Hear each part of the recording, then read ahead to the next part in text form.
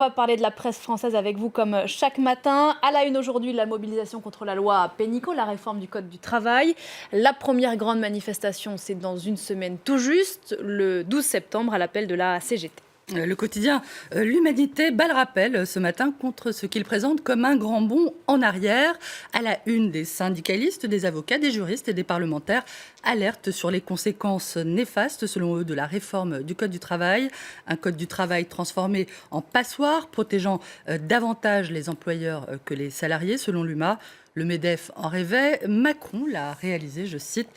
Le principal syndicat patronal en rêvait-il? Il ne fait pas, en tout cas, mauvais accueil à la réforme du gouvernement, d'après les Échos, qui ont interrogé 5 dirigeants d'entreprise, dont Jean-Philippe Hupsch, à la tête d'une société qui emploie 25 salariés.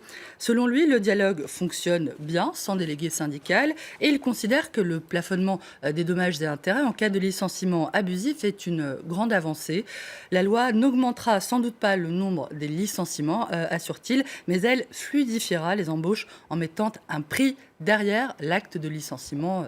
Nuance. En attendant, le gouvernement va de l'avant. Il va rencontrer aujourd'hui les syndicats pour la réforme de l'assurance chômage. Les Échos expliquent que l'exécutif tente d'allonger la drôle de période actuelle où l'opposition est faible pour avancer sur ses autres projets.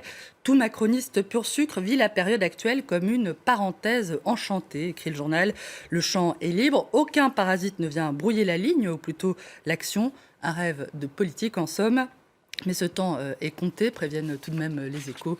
Pour le moment, la voie est libre, donc confirme l'opinion ou le dessin de CAC, on va le voir, montre Emmanuel Macron tirant parti des divisions syndicales, s'amusant avec ses jouets, version Toy Story.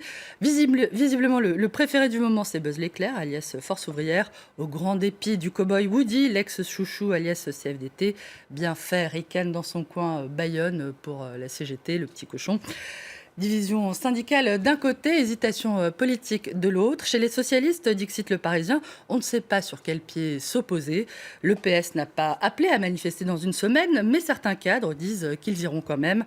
Tandis que les Républicains se trouvent actuellement en pleine campagne pour désigner leur nouveau patron. D'après le Figaro, ils sont 6 désormais à vouloir être candidats à la présidence de leur parti. À noter également ce matin dans Libération cette enquête selon laquelle le Maroc aurait espionné la France. D'après le journal, les services secrets de Rabat auraient réussi à se procurer des informations confidentielles, ultra sensibles, après être parvenus à retourner, entre guillemets, un agent de la police aux frontières d'Orly qui leur aurait procuré des fiches S, ces fiches qui signalent les individus soupçonnés de radicalisation en échange de voyages tout frais payés au Maroc. Aujourd'hui mis en examen, le policier français aurait agi en dehors de tout cadre légal, c'est-à-dire sans l'autorisation de sa hiérarchie, mais il assure lui avoir voulu agir dans l'intérêt de la France. Les avocats de son interlocuteur, celui auquel il aurait communiqué ces informations sensibles, soupçonné lui-même d'avoir servi d'intermédiaire à un agent marocain, j'espère que vous me suivez. Ces avocats donc disent déplorer, quant à eux, qu'à la suite d'une guerre des polices, l'inspection générale de la police nationale ait pu détruire un canal très efficace entre deux États amis dans la lutte contre le terrorisme, je cite, un échange de bons procédés informels. Voilà, à lire donc dans Libération. Un mot de l'enquête sur les biens accumulés en France par l'ancien président du Gabon, Ali Bongo. La justice vient de clore son enquête. D'après le Parisien, ce trésor constitué de 3 hôtels particuliers à Paris et de 7 villas à Nice aurait été estimé à plus de 68 millions d'euros.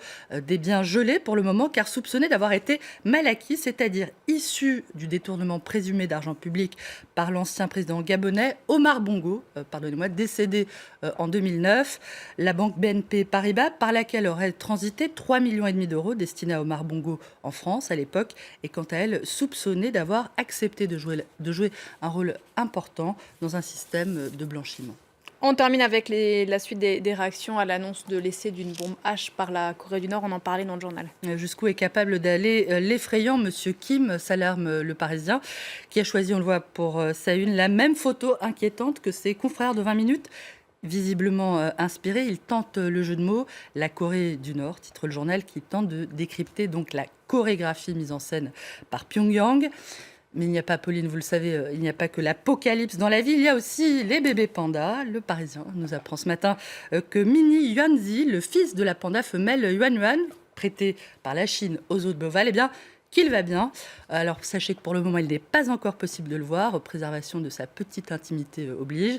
Les présentations officielles n'auront lieu qu'à la fin de cette année ou au début 2018. Voilà donc la ravissante photo pour patienter, il est chou comme tout. Chou comme tout. Merci beaucoup Hélène, on vous retrouve tout à l'heure pour la revue de presse internationale.